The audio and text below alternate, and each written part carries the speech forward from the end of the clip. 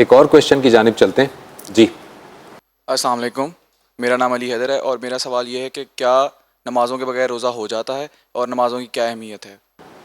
جی جاوید صاحب. یہ روزہ اپنی جگہ ایک الگ عبادت ہے اور نماز اپنی جگہ ایک الگ عبادت ہے.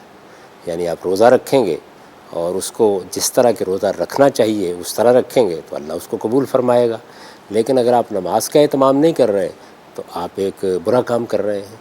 ہو سکتا ہے کہ اس پر اللہ کے ہم مواخذہ ہو جائے، اللہ تعالیٰ اس کی بنیاد کے اوپر سزا دے.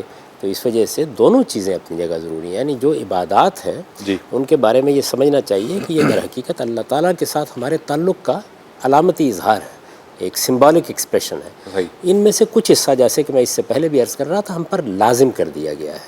یہ جو حصہ لازم کیا گیا ہے وہ تو ہر حال میں ادا کرنا ہے، باقی ہماری کیفیات پر منحصر ہے. ہم نفل روزے رکھتے ہیں نہیں رکھتے ہیں، ہم نفل نمازیں پڑھتے ہیں نہیں پڑھتے ہیں.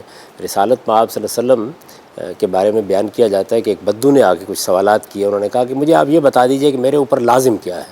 ٹھیک ہے. تو آپ نے بتا دیا کہ اتنی نماز پڑھ لو، اتنا روزہ رکھ لو، یہ حج کر لو. تو اس نے کہا کہ اگر میں اس میں کوئی اضافہ اپنی طرف سے نہ کروں، کوئی کمی اپنی طرف سے نہ کروں تو آپ نے فرمایا کہ پھر تم جنت میں جاؤ گے. تو اس لیے عبادات میں وہ حصہ جو ہم پر لازم کر دیا گیا ہے وہ ایک الگ بحث ہے. اگر آپ پوچھیں گے تو میں عرض کر دوں گا کیوں لازم کیا گیا ہے. لیکن جتنا حصہ لازم کر دیا گیا ہے اس میں ہمارا اختیار ختم ہو گیا ہے. وہ تو ہمارے پروردگار کا حکم آ گیا ہے. اب امتثال امر میں ہم کو رمضان کے روزے رکھنے ہیں، صحیح. ہم کو زندگی میں ایک مرتبہ حج کے لیے جانا ہے، ہم کو جو ہمارے مال میں زکوٰۃ لازم ہو گئی ہے وہ ادا کرنی ہے، ہم کو 5 وقت کی نماز پڑھنی ہے. یہ تو ہم پر لازم ہے. جاوید صاحب اس میں ایک